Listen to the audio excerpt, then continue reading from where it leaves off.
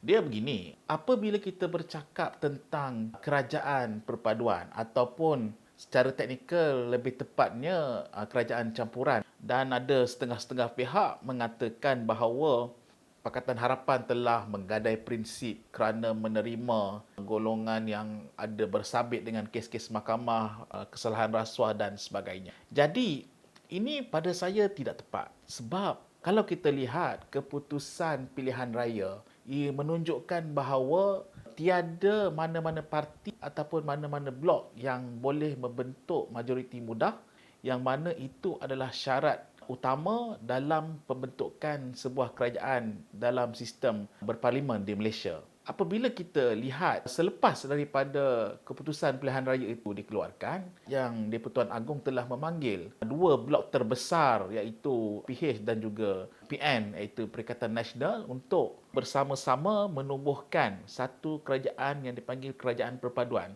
Dan kerajaan perpaduan ini sebenarnya ialah satu kerajaan yang tidak mempunyai pembangkang.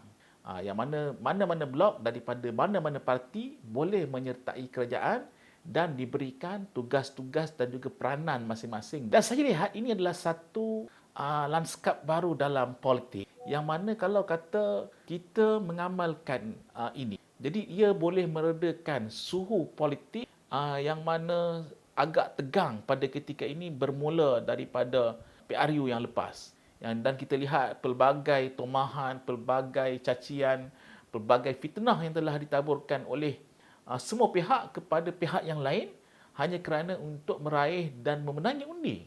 Dan ini saya kira kalau kata semua parti-parti politik, semua ahli-ahli Dewan Rakyat ini cuba menjadi orang yang berjiwa besar untuk melupakan seketika isu-isu berkait dengan politik, kemudian menumpuhkan seluruh usaha dan tenaga untuk membangunkan negara dikala dalam keadaan krisis yang kita hadapi pada ketika. Dan soal kuasa, soal jawatan itu sebenarnya suatu yang boleh dibincangkan dan dirundingkan bersama-sama dengan Perdana Menteri yang telah dilantik oleh Yang di-Pertuan Agong. Seperti mana yang kita tahu, Datuk Seri Anwar Ibrahim telah dilantik oleh Yang di-Pertuan Agong dan beliau diarahkan untuk mengambil sokongan-sokongan daripada parti-parti politik dan juga ahli-ahli Dewan Rakyat yang telah dipilih oleh rakyat pada pilihan raya yang lepas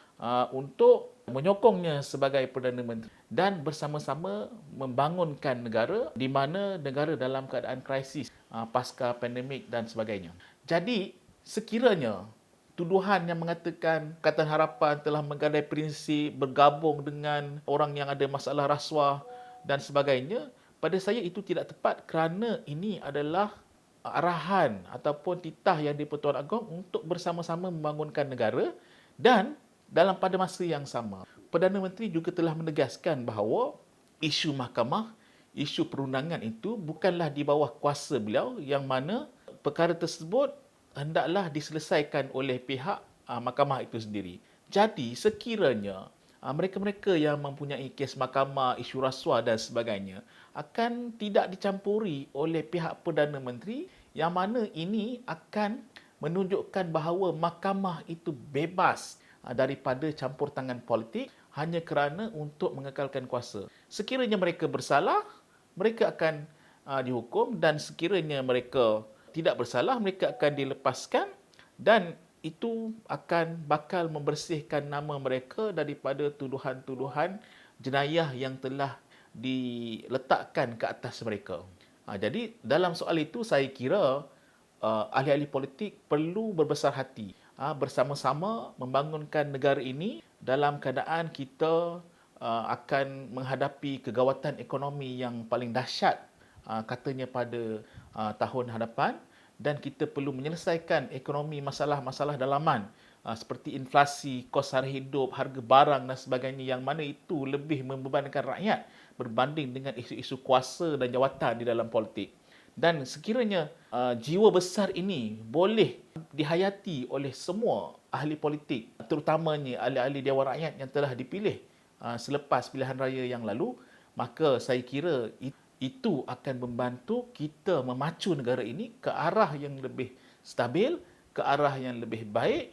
Dalam pada yang sama kita menghentikan sentimen-sentimen politik, apatah lagi perkara-perkara fitnah yang banyak berlegar-legar ketika mana sepanjang kempen pilihan raya yang lalu.